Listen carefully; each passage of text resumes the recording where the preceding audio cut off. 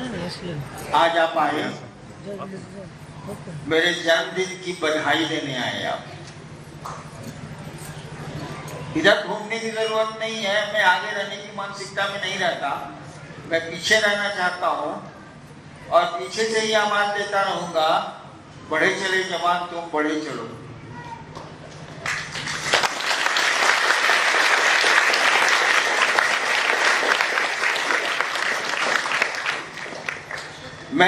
मैंने शिव शिष्यता में भी कहा है कि जो लोग पुराने हो गए वो पीछे से आए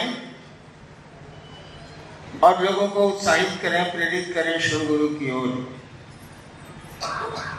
लेकिन मेरी बात अब सुनता कौन है, बूढ़ा हो गया हूं। ये सीनियर लोग आपके आगे खड़े हो जाते हैं, आपका रास्ता भी बंद कर देते हैं।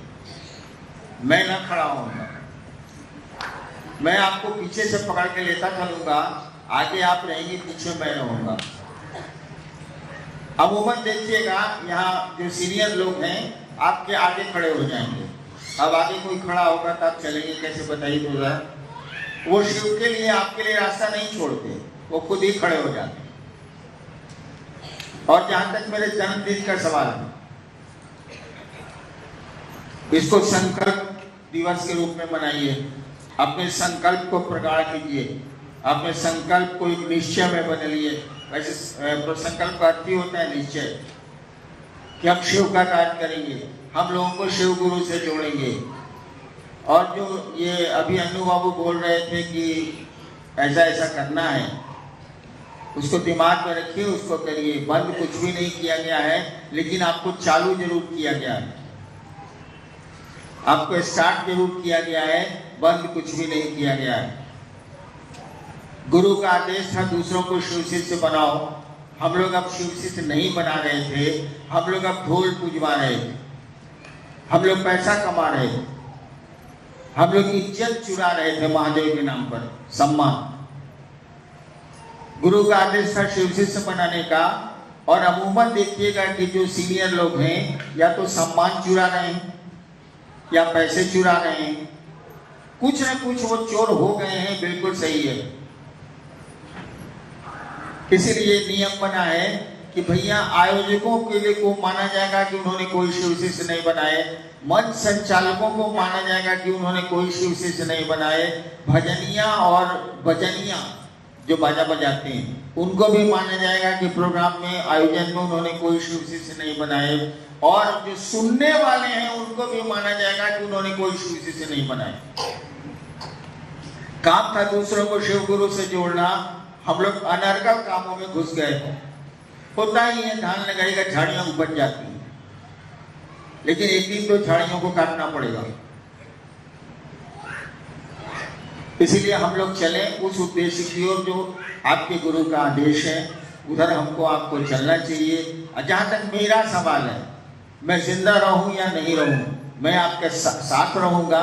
शर्त एक ही है कि आप उस गुरु के आदेश का अनुपालन करें, उस गुरु के आदेश की तरफ चलें। घर का काम भी ठीक से करें। जो घर का काम ठीक से नहीं कर सकता है वो महादेव का काम भी ठीक से नहीं कर सकता है। मैंने कहा था जो खुद का काम नहीं कर सकता है वह खुदा का भी काम नहीं कर सकता है। इसीलिए घर के प्रति भी सचेत होइए। घर को कभी मसान मत बनाइए। श्मशान और घर में अंतर होता है। मैं बहुत वर्षों तक श्मशान में रहा हूँ। घर को मसान मत बनाइए, घर को घर रहने दीजिए, खूबसूरत रहने दीजिए, और उसके साथ साथ शिव का कार्य करिए, अपने गुरु का कार्य करिए। और ये जो झाड़ियां उग गई हैं, धीरे धीरे हम लोग उसको काटने की कोशिश कर रहे हैं कि सही फसल सामने आए।